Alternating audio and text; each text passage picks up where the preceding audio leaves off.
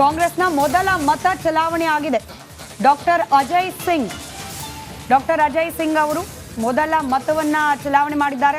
BJP JDS ನಿಂದ ತಮ್ಮ ಶಾಸಕರನ್ನ ಸೆಳೆಯುವಂತ ಪ್ರಯತ್ನಗಳು ಆಗ್ತಾ ಇದೆ ಅನ್ನುವಂಥದ್ದು. ಅದು ಸಕ್ಸಸ್ ಆಗಲ್ಲ. ಪ್ರಯತ್ನ ಮಾಡೋದು ಅವ್ರದ್ದು ಅದೇ ಕೆಲಸ.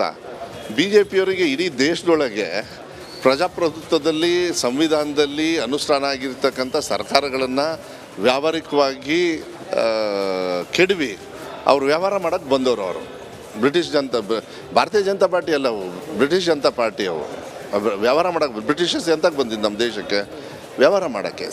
ನಾನು ಹೇಳ್ತಾ ಇದ್ದೀನಿ, ಒಂದು ನಮ್ಮ ದೇಶದೊಳಗೆ ಪ್ರಜಾಪ್ರಭುತ್ವ ಉಳಿಬೇಕು ಅಂತ ಹೇಳಿದರೆ ನಮಗೇನು ಓಟ್ ಹಾಕಿ ಕಳಿಸಿರ್ತಾರೆ ಜನರು, ಆ ಕೆಲಸವನ್ನು ಪಕ್ಷ ನಿಷ್ಠೆಯನ್ನು ಮತ್ತು ನಮ್ಮ ಏನು ಆ ಜನರ ಆಸೆ ಏನಿದೆ ಅದನ್ನು ಉಳಿಸ್ಬೇಕಾಗ್ತದೆ. ಆ ಕೆಲಸ ಇವತ್ತು ನಡೀತದೆ.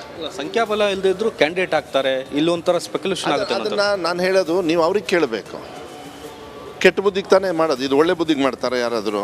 ಕಣ್ಣು ಮುಂದೆ ಕಾಣಿಸ್ತಾ ಇಲ್ಲವ ನಿಮಗೆ? ಕಣ್ಣು ಮುಚ್ಕೊಂಡು ಹಾಲು ಕುಡಿಯೋಕ್ಕಾಗತ್ತಾ? ನೋಡಿ, ಅದನ್ನು ಕೇಳಬೇಕು. ಹೇಳಿ, ಜೆ ಡಿ ಎಸ್ ಅವ್ರು ಹೇಳಬೇಕು ಬಿ ಜೆ ಪಿಯವ್ರಿಗಿಂತ. ಯಾಕೆಂದರೆ ಬಿ ಜೆ ಪಿಯವರು ನಿಸ್ಸೀಮರು ಈ ಕೆಲಸಕ್ಕೆ, ಇಂಥ ಕೆಲಸಕ್ಕೆ ಕೈ ಹಾಕಕ್ಕೆ. ಅವ್ರ ಜೊತೆಗೆ ಪಾರ್ಟ್ನರ್ಶಿಪ್ಪಲ್ಲಿ ಇವತ್ತು ಜೆ ಡಿ ಎಸ್ ಅವರು ಇದ್ದಾರೆ. ನಿನ್ನೆ ಮಾಕ್ ಲೈವ್ ಆಗಿದೆ ಸರ್ ಎಲ್ಲ ಶಾಸಕರಿಗೆ, ಆದರೂ ಕೂಡ ಒಂದಷ್ಟು ತಪ್ಪು ಮತದಾನಗಳು ಮಾಡಿದ್ದಾರೆ ಅನ್ನೋದು. ಏನಾಗಿಲ್ಲ, ಎಂಥ ತಪ್ಪು ಮತದಾನ ಇಲ್ಲ, ಎಲ್ಲರೂ ಬುದ್ಧಿವಂತರು. ಏನ್ರಿ, ಎಲ್ಲರೂ ಕರೆಕ್ಟಾಗಿ ಹಾಕಿದ್ದಾರೆ. ಮತ್ತೆ ಬೆಳಗ್ಗೆ ಕೂಡ ಮಾಕ್ ಲೈವ್ ನಡೀತಾ ಇದೆ ಅನ್ನೋದು. ನಿಮ್ಗೆ ಯಾರು ಹೇಳಿದ್ರಾ? ನೀವು ಮಾಹಿತಿ ಬಂತು ಸರ್. ಮಾಹಿತಿ ನಾನೇ ಇಲ್ಲಿರ್ಬೇಕು, ನಿಮಗೆ ಹೆಂಗ್ರಿ ಮಾಹಿತಿ ಸಿಗುತ್ತೆ? ಸುಮ್ಮನೆ ಬೇರೆದನ್ನೆಲ್ಲ ಬಿತ್ತರಿಸಬೇಡಿ.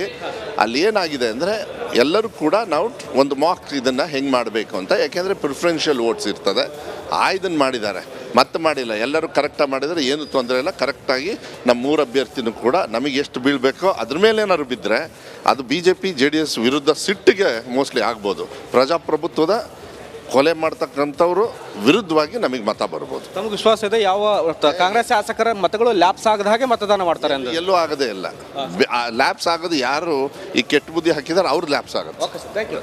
ಇದಿಷ್ಟು ಸಚಿವರಾದಂಥ ಮಧು ಬಂಗಾರಪ್ಪನವರ ಮಾತು. ಬಿಜೆಪಿ ಮತ್ತು ಜೆ ಡಿ ಎಸ್ ಕುತಂತ್ರ ಬುದ್ಧಿಯಿಂದ ಕ್ಯಾಂಡಿಡೇಟ್ ಹಾಕಿದ್ದಾವೆ, ಅವ್ರು ಖಂಡಿತವಾಗಿ ಸೋಲ್ತಾರೆ. ನಮ್ಮ ಮತದಾನ ಓಕೆ. ಮಧು ಬಂಗಾರಪ್ಪ ಅವರನ್ನು ಮಾತಾಡಿಸುವಂಥ ಪ್ರಯತ್ನ ಮಾಡಿದರೆ ವಿಧಾನಸೌಧಕ್ಕೆ ಆಗಮಿಸಿದ ಕಾಂಗ್ರೆಸ್ನ ಮೊದಲ bus G C Chandrashekar, Ashok Pathan, N A Haris, ಅಷ್ಟದಿಕ್ಪಾಲಕರಲ್ಲಿ ಒಬ್ಬರಾಗಿರುವ ಎನ್ ಎ ಹ್ಯಾರಿಸ್ ಮತ್ತು ವಿಪ್ ಅಶೋಕ್ ಪಠಣ್ ಬರ್ತಾ ಇದ್ದಾರೆ. ಪುತ್ತೂರು ಶಾಸಕ, ಬಂಗಾರಪೇಟೆ ಶಾಸಕ ಅಜಯ್ ಮಕೇನ್ ಮನಮೋಹನ್ ಸಿಂಗ್ ಅವಧಿಯಲ್ಲೂ ಕೂಡ ಮಿನಿಸ್ಟರ್ ಆಗಿ ಕೆಲಸ ಮಾಡಿದಂಥವರು, ಜೊತೆಗೆ ಮೋತಿಲಾಲ್ ವೋರಾ ನಂತರ AICC ಟ್ರೆಷರರ್ ಆಗಿ ಕೆಲಸ ಮಾಡಿದಂಥವ್ರು. ಶೀಲಾ ದೀಕ್ಷಿತ್ ಮುಖ್ಯಮಂತ್ರಿ ಆಗಿದ್ದಾಗ ಮಿನಿಸ್ಟರ್ ಆಗಿದ್ದರು. 2004ರಿಂದ 2014 2 ಬಾರಿ MP, 3 ಬಾರಿ MLA, ಹೈಕಮಾಂಡ್ನ ಅಭ್ಯರ್ಥಿ. ಜಿ ಸಿ ಚಂದ್ರಶೇಖರ್ ಕಳೆದ ಬಾರಿ MP ಆಗಿದ್ದರು. ನಾರಾಯಣ್ ಭಾಂಡಗೆ ಒಮ್ಮೆ MLC ಆಗಿದ್ದಾರೆ, ಮತ್ತೊಮ್ಮೆ ಈ ರಾಮ ಮಂದಿರ ಪುನರ್ನಿರ್ಮಾಣ ಸಂದರ್ಭದಲ್ಲಿ ಅವರಿಗೆ ಮತ್ತೊಮ್ಮೆ MP ಯನ್ನಾಗಿ ಮಾಡಲಾಗಿದೆ. ಕುಬೇರ ರೆಡ್ಡಿ, ಅಜಯ್ ಮಕೇನ್ ಈಗಾಗಲೇ ಆಗಮಿಸಿದ್ದಾರೆ ವಿಧಾನಸೌಧಕ್ಕೆ. ನಾಸಿರ್ ಹುಸೇನ್ AICC ಅಧ್ಯಕ್ಷ ಮಲ್ಲಿಕಾರ್ಜುನ ಖರ್ಗೆ ಅವರ ಆಪ್ತ, ಅವರ ಕ್ಯಾಂಡಿಡೇಟ್ ಕೂಡ ಅವರದ್ದೇ. ಸಂಘಟನಾ ದೃಷ್ಟಿಯಿಂದ ಬಹಳ ಒಳ್ಳೆ ವರ್ಕರ್. ಜಿ ಸಿ ಚಂದ್ರಶೇಖರ್ ಹಲವು ಸಮಾಜ ಸೇವೆಗಳನ್ನು ಮಾಡಿದ್ದಾರೆ. ಜೊತೆಗೆ ಕನ್ನಡದ ಬಗೆಗಿನ ಅವರ ಒಂದು ಪ್ರೀತಿ ಇದೆಯಲ್ಲ, ಅವರ ಸೋಷಲ್ ಮೀಡಿಯಾದಲ್ಲಿ ನೀವು ಗಮನಿಸಬಹುದು. ಪುಲಕೇಶಿ ಬಗ್ಗೆ, ಆಮೇಲೆ ಕರ್ನಾಟಕದಲ್ಲಿ ಕಂಪ್ಲೀಟ್ ಕನ್ನಡ ರಾಜರುಗಳ ಬಗ್ಗೆ, ಆಮೇಲೆ ತಮಿಳುನಾಡಿನಲ್ಲಿ ಕನ್ನಡಿಗರ ಬಗ್ಗೆ, ಆಮೇಲೆ ಬೇರೆ ಬೇರೆ ರಾಜ್ಯಗಳಲ್ಲಿ ಕನ್ನಡಿಗರು ಕೊಟ್ಟಂಥ ಕೊಡುಗೆ ಬಗ್ಗೆ ತಮ್ಮದೇ ರೀತಿಯಲ್ಲಿ ಅವರು ವಿಶ್ಲೇಷಣೆ ಮಾಡ್ತಾ ಹೋಗ್ತಾರೆ. ಬಹಳ ಅದ್ಭುತವಾಗಿ ಹೇಳ್ತಾ ಹೋಗ್ತಾರೆ. ತುಂಬ ಮಾಹಿತಿಗಳು ಬರುತ್ತೆ ಕೂಡ ಅವರಿಂದ. ಕುಪೇಂದ್ರ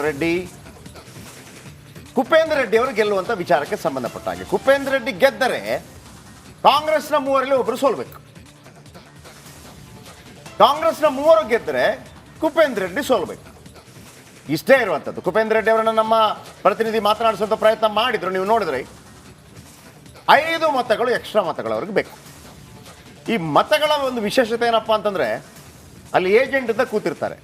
ಸಾಧಾರಣವಾಗಿ ನಮ್ಗೆ ಗೊತ್ತಿರುವಂಥದ್ದು JDS ಇದ್ದರೆ JDSನ ವೋಟಿಂಗ್ ಟೈಮಲ್ಲಿ ರೇವಣ್ಣನೇ ಕೂತಿರೋದು. ಅನೇಕ ಘಟನಾವಳಿಗಳಾಗಿದೆ ಈ ಹಿಂದೆ. DK ಶಿವಕುಮಾರ್ ಮತ್ತು ರೇವಣ್ಣ